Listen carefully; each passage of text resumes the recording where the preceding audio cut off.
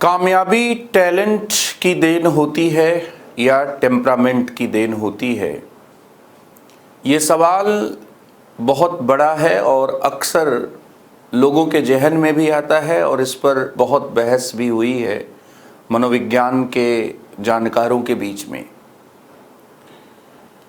और कुछ लोगों का पहले ये मानना था कि कामयाबी जो होती है किसी भी फील्ड की, वह उस व्यक्ति के आईक्यू का, उसके इंटेलिजेंस कोशेंट का, उसके बुद्धिलब्धि का परिणाम होती है। और बुद्धि में कुछ चीज़ें ऐसी भी होती हैं जो उसके टैलेंट को शो करती हैं।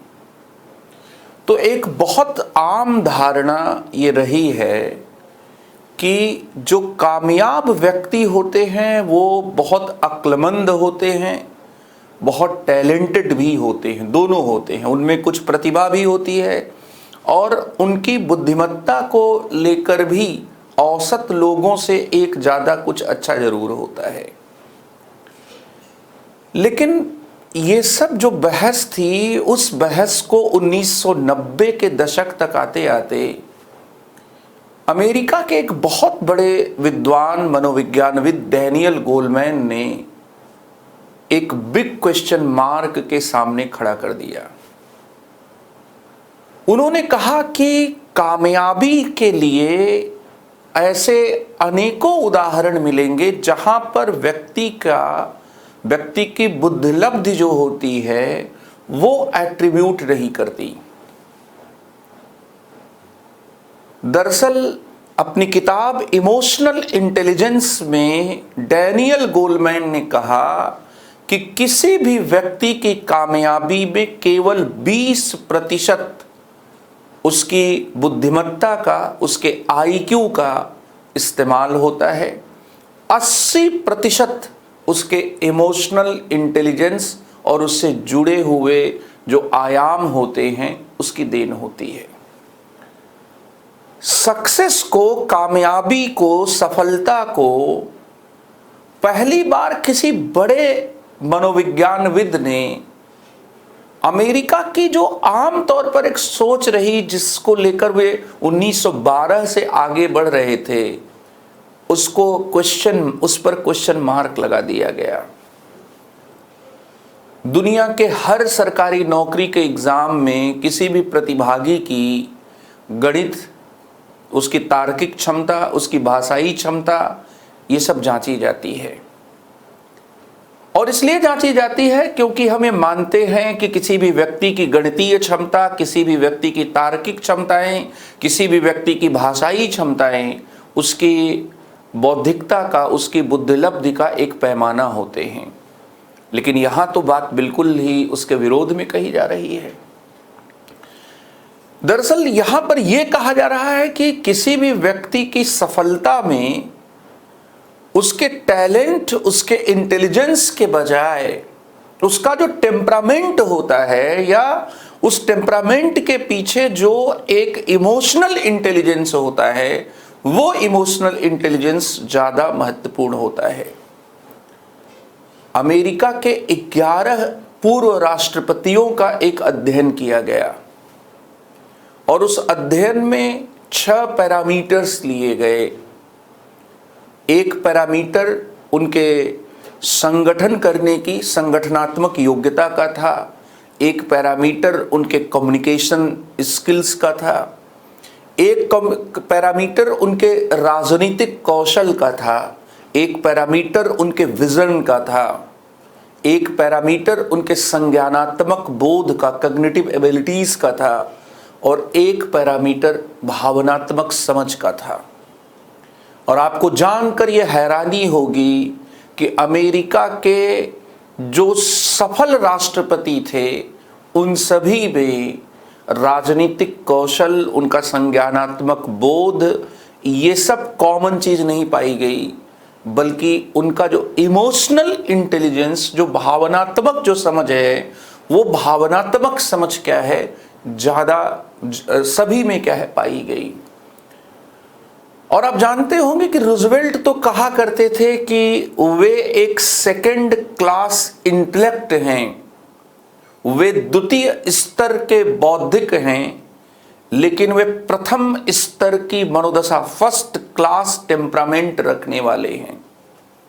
दरअसल जब कोई व्यक्ति आपको यह कहता है कि वो मानता है कि वो बहुत ज्यादा इंटेलिजेंस नहीं रखता है, वो एक सेकंड क्लास इंटेलेक्ट है, वो सेकंड क्लास इंटेलेक्ट है, लेकिन वो फर्स्ट क्लास टेम्परामेंट क्या रखता है, और वो अपनी सक्सेस को इसी को एट्रीब्यूट करता है, या वो अमेरिका के सक्सेसफुल राष्ट्रपतियों के बीच में क्या आता है। तो सेकंड क्लास इंटेलेक्ट और फर्स्ट क्लास टेम्परामेंट, ये जो चीज है इसमें आप देखें तो टेम्परामेंट दरअसल यहां पर सक्सेस में ज्यादा बड़ा फैक्टर क्या है बताया जा रहा है। इसलिए बहुत अक्लमंद लोग, बहुत बुद्धिमान लोग, बहुत मेधावी, बहुत प्रतिभाशाली लोग कामयाब हो ये जरूरी नहीं है।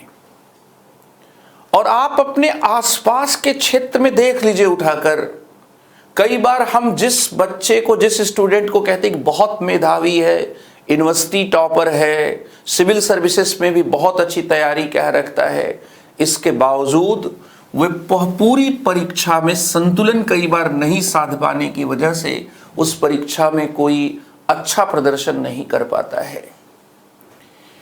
इसलिए कामयाब वो नहीं होते हैं जो बहुत प्रतिभाशाली या बहुत अक्लमंद होते हैं। कामयाब वो होते हैं जिनमें क्या है, जिनमें एक शानदार टेम्परामेंट, अपने भावनाओं के बीच में संतुलन बनाने की प्रवृत्ति और जीतने की जिद होती है। कामयाब वे नहीं होते हैं जिनमें केवल योग्यता होती है। कामयाब वो होते हैं जिनमें बौद्धिक योग्यताओं के साथ साथ जिनमें भावनात्मक जो विशेषताएं होती हैं उनके बीच में संतुलन बनाने की योग्यता होती है। और ये सबक आपको इमोशनल इंटेलिजेंस का जब आप खूब अच्छे से अध्ययन करेंगे, समझेंगे, पढ़ेंगे, तब ये सबक क्या है ये सामने आता है। सक्सेस को आईक्यू से आजकल लोग नहीं जोड़ते, सक्सेस को ईक्यू से, आईक्यू इंटेलिजेंस कोशेंट, बुद्धि लब्धि। 1912 में जर्मनी के महान मनोविज्ञानविद स्टेन ने बुद्धि लब्धि की अवधारणा दी थी। तो अब लोग कहते हैं कि जिसको आप सफलता कहते हैं, वह सफलता जो होती है वह व्यक्ति के बुद्धिलब्धि का परिणाम नहीं होती।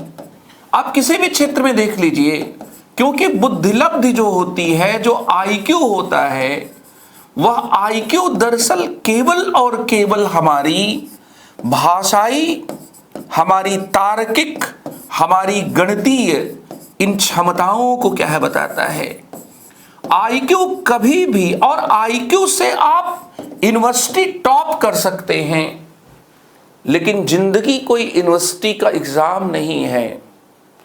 सफलता बुद्धिलब्धि से नहीं मिलती, सफलता जो है वह संवेगात्मक जो बुद्धि होती है, और जिसको ईक्यू कहते हैं, इमोशनल कोसेंट जो कहते हैं, उनसे कह मिलती है।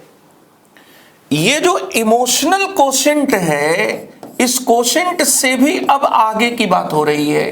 कुछ लोग कहते हैं कि सफलता आपको भले ही संवेगात्मक बुद्धि के मिलने से, संवेगात्मक बुद्धि के होने से हासिल हो जाए, लेकिन अगर आप जीवन में सार्थकता की बात करते हैं, अगर आप जीवन में चाहते हैं कि आपको अर्थ, जो अर्थपूर्णता है, मीनिंग ऑफ लाइफ महसूस हो, तो जीवन में जो अर्थपूर्णता है उसके लिए एसक्यू की बात की जाती है, स्पिरिचुअल कोशेंट की बात की जा रही है कि ये जिसके भीतर होता है स्पिरिचुअल कोशेंट, वो अपने जीवन को ज्यादा मीनिंगफुल पाता है, और वह कम से कम सुशांत सिंह की तरह आत्महत्या तो नहीं करता।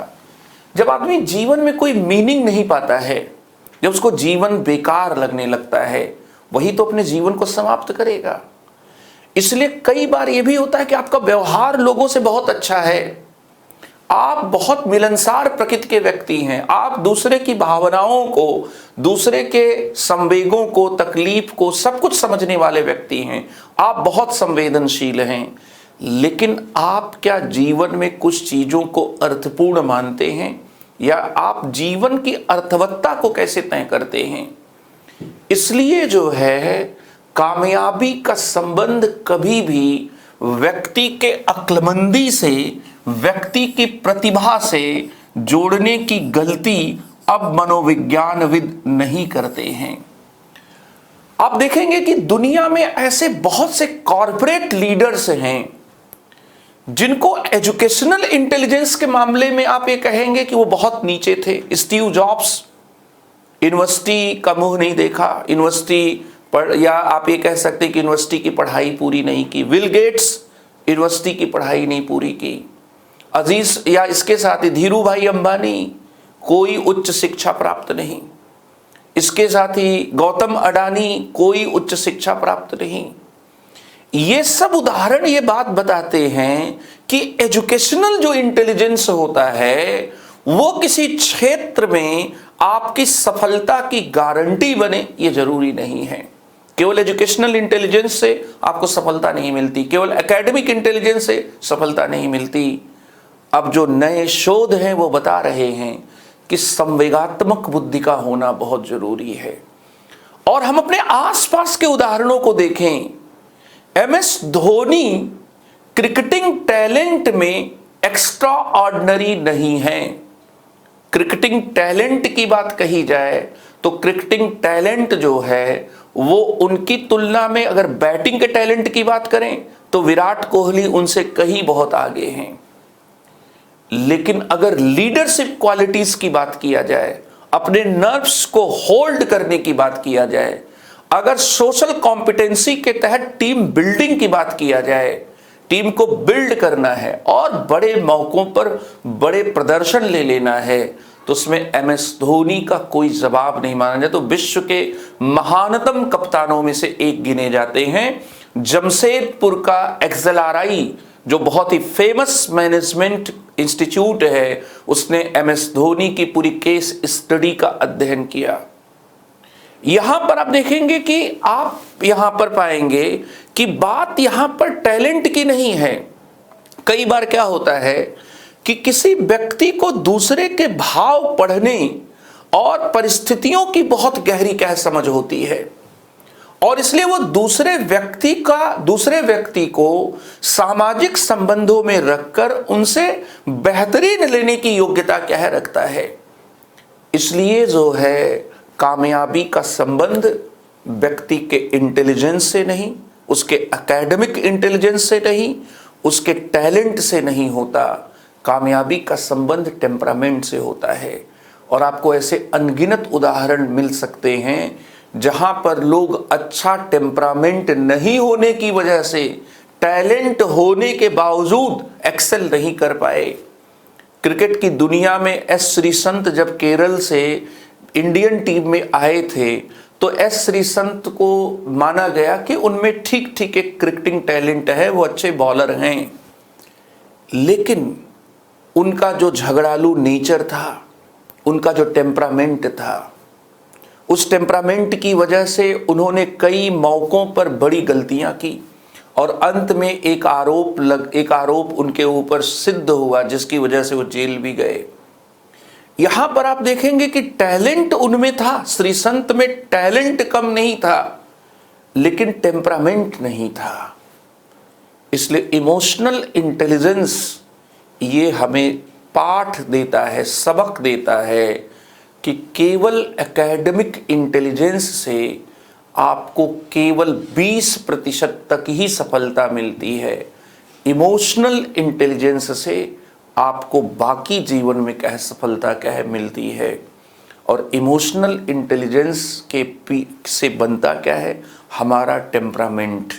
हम अपने को समझते हैं, अपने इमोशंस को समझते हैं, हम दरअसल दूसरे के इमोशंस को भी समझते हैं, उनको रेगुलेट भी करना जानते हैं, हमारा एंगर मैनेजमेंट बहुत अच्छा होता है, हमारा स्ट्रेस मैनेजमेंट बहुत अच्छा होता है, कठिन परिस्थितियों में बाउंस बैक करने की क्षमता होती है, हार मानने की प्रवृत्ति नहीं होती है, हम कठिन परिस्थितियों में अपने आप को मोटिवेट भी कर सकते हैं, इसके साथ ही हमारे भीतर एक एम्पैथी भी होती है, और इन सब के अलावा हम अपने सोशल जो रिलेशंस होते हैं अपनी समझ का उसमें इस्तेमाल कर सकते हैं। इसलिए ये सभी चीज़ें जब किसी व्यक्ति में आ जाती हैं तो उसे कहा जाता है कि वह इमोशनली इंटेलिजेंट पर्सन है, और जो इमोशनली इंटेलिजेंट होगा वो ज़्यादा भरोसेमंद होगा। आप सोच कर देखिए, आप बहुत तुनक मिजाज हैं, बहुत शॉर्ट टेम्पर्ड हैं, आप अपने कलीग्स में भरोसा नहीं पैदा कर पाएंगे। जैसे आपको कोई बड़ी जिम्मेदारी कई बार आपके इस स्वभाव की वजह से नहीं दी जाएगी कि अरे पता नहीं कब तुम्हें गुस्सा चढ़ जाए, कभी किसी बात से चिढ़ जाओ, सामने वाले को ही तोड़ फोड़ दो, इसलिए तुम्हें कोई बड़ी जिम्मेदारी इसलिए नहीं देंगे क्योंकि तुम शॉर्ट टेम्पर्ड हो, तुम तुनक मिजाज हो, तुम भरोसा नहीं पैदा कर पाते कि तुम किसी मकसद के लिए लगातार एक पेशेंस बनाकर काम कर पाओगे।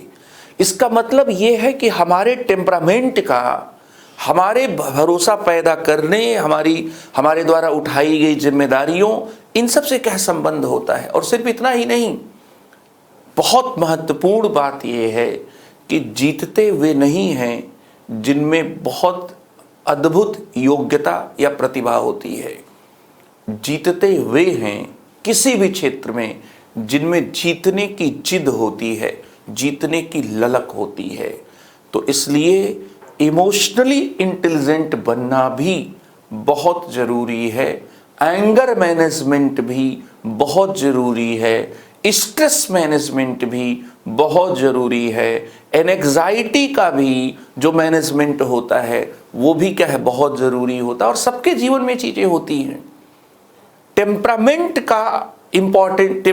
का इम्पोर्टेंस है, और इसी के साथ ही रेजिलियंस भी जो आता है, बाउंस बैक जो व्यक्ति करता है बहुत चैलेंजिंग सिचुएशन में, उसमें भी आपके टेम्परामेंट, आपके वैल्यू सिस्टम, कि आपके वैल्यू सिस्टम कैसे हैं, आपका टेम्परामेंट कैसा है, इस बात का भी क्या है, इस बात को भी आप देख सकते हैं। आपने भारतीय क्रिकेटर मोहम्मद शमी की कहानी सुनी होगी। मोहम्मद शमी का अपनी पत्नी से जब विवाद चल रहा था तो सोशल मीडिया में मोहम्मद शमी के अगेंस्ट बहुत सी बातें लिखी गई। मोहम्मद शमी ने बीबीसी से एक इंटरव्यू में एक पत्रकार को कहा था कि उनके मन में कई बार एक ख्याल आया कि वे आत्महत्या कर लें। उनके घर का कोई भी व्यक्ति उनके साथ हमेशा क्या रहता था, इसलिए कि वे कोई अनअपेक्षित कुछ ऐसी अनहोनी अपने साथ कर न बैठे। यहां पर आप देखेंगे कि उस पूरे दौर से वे बाहर आए। उनमें क्रिकेटिंग टैलेंट था, लेकिन कई बार लोग अपनी व्यक्तिगत परेशानियों से जूझने की वजह से उनका जो पेशेवर जीवन होता है, जो उनका एक, हम ये कह सकते हैं कि जो अपने जिस क्षेत्र में रहते हैं वहां पर वे कई बार बहुत बड़ा नुकसान उठा बैठते हैं। अब बहुत से संगीतकारों, बहुत से अभिनेताओं, इनके जीवन में आप देखेंगे कि पर्सनल लाइफ की प्रॉब्लम्स जब होती हैं तो कई बार वो पर्सनल लाइफ की प्रॉब्लम्स की वजह से वे अपने पेशेवर क्षेत्र में या जिस क्षेत्र में वे काम कर रहे होते हैं उससे उनका पूरा जीवन, पूरा करियर चौपट हो जाता है। मोहम्मद शमी आज IPL खेल रहे हैं तमाम दावों प्रतिघातों के बावजूद। क्यों? क्योंकि उनमें एक रेजिलियंस था, बाउंस बैक था, चोट से उबरना, पर्सनल इस तरह की मुसीबतों से, परेशानियों से उबरना। ये व्यक्ति PhD किया हुआ हो उससे उसको ये योग्यता नहीं आती। ये योग्यता दरअसल व्यक्ति के भीतर अपनी सोच से, अपनी समझ से, अपने वैल्यू सिस्टम से, उसके परिवार के सपोर्ट से, उसको सपोर्ट किस प्रकार का है, अपने ऊपर विश्वास किस प्रकार का है, और वो अपने भविष्य के बारे में, अपने लाइफ की मीनिंग को कैसे जोड़ता है, इन सब से जुड़ा हुआ है। सुशांत आत्महत्या कर लेते हैं, बहुत टैलेंटेड होने के बावजूद। पूरा हिंदुस्तान इस बात को मानता था कि सुशांत बहुत टैलेंटेड एक्टर थे और सुशांत के जो डाइवर्सिफाइड जो इंटरेस्ट थे, आप देखिए कि सुशांत में टैलेंट की कमी नहीं थी, लेकिन प्रॉब्लम क्या आई, अगर उनको कोई बाइपोलर डिजीज था तो टेम्परामेंट की प्रॉब्लम आई।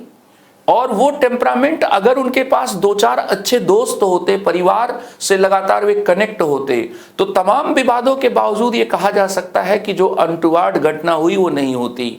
इसका मतलब ये है कि आपके पास कैसे संबंध हैं, आई हैव, किस तरह के मेरे साथ क्या सपोर्ट है, सोशल सपोर्ट कैसा है, इन सब बातों से भी आपकी कामयाबी जुड़ी होती है। आप कैसे वापसी करेंगे उस किसी चीज़ में पीछे हो जाने के बाद, उससे भी ये चीज़ कह जुड़ी होती है।